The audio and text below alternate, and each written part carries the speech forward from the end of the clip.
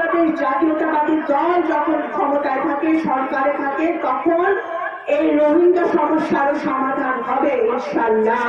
আমাদের আলেম ওলামাদের নিরাপত্তা দেওয়ার জন্য, মাদ্রাসা মসজিদের নিরাপত্তা দেওয়ার জন্য, সকল ধর্মের মানুষের নিরাপত্তা দেওয়ার জন্য সেটা একমাত্র দিতে পারে বাংলাদেশ জাতীয়তাবাদী দল।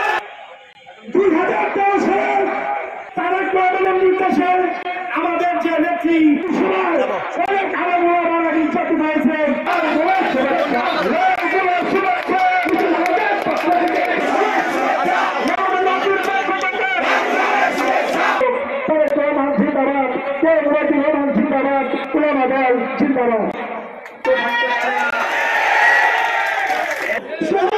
কিন্তু তৎকালীন সময় যখন রোহিঙ্গার আশ্রয় নিয়েছিল, সকল ইসলামিক দেশগুলোকে উনি ঐক্যবদ্ধ করেছিল, যারা এই রোহিঙ্গা সমাজের জন্য আওয়াজ তুলেছিল, এবং তারা আমরা খুবই সফলতার সাথে শহীদ জিয়া এবং দেশনেত্রী খালেদা জিয়া রোহিঙ্গা জনগোষ্ঠীকে তাদের দেশে ফেরত সম্মানের সাথে ফেরত পাঠাতে পেরেছিল।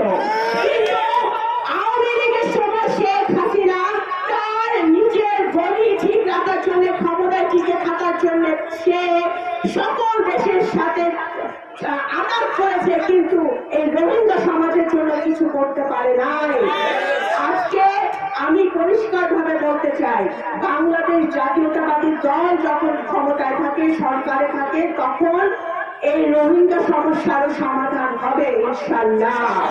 17 বছরের জুলুম, এই 17 বছরের অত্যাচার, এই 17 বছরের জেল হাজত, গুম খুন রাহাজানি, এত বছর, এত কষ্টের পরে, এত অত্যাচারের পরে, এত জুলুমের পরে এই 15 বছরের আন্দোলন, এই যে আমাদের পৌরসভায় আমরা মানুষকে হারিয়েছি আন্দোলনে, এই যে হাজার হাজার নেতাকর্মী জেল খেটেছে, আমাদের সামনে বহু নেতাকর্মী আছে যারা বাসায় ঘুমাইতে পারে নাই, এই যে আমার পিছনে দাঁড়ায় আছে, এরা বহু দিন গেছে, এরা বাড়িতে থাকতে পারে নাই। আজকে এই 15 বছর পরে আমরা এই আন্দোলন সার্থক হয়েছে, ছাত্র জনতার আন্দোলন সার্থক হয়েছে, যে রক্তপাত হয়েছে, যে প্রাণ গিয়েছে, সেটা সার্থক হয়েছে। আমরা এই জুলুমবাজদের হাত থেকে আজকে বাংলাদেশ রেহাই পেয়েছে। কারণ আপনারা জানেন, ইসলাম